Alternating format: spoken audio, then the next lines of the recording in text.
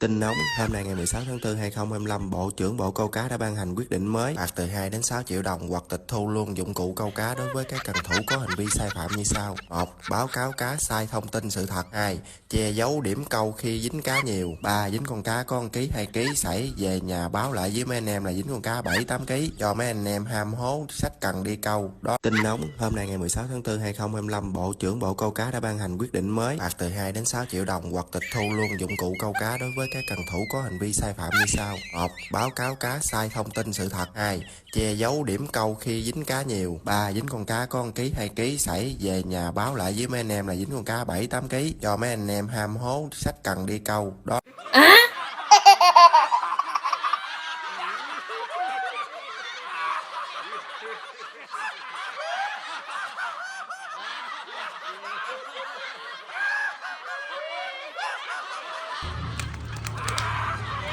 Còn sống luôn, sống luôn.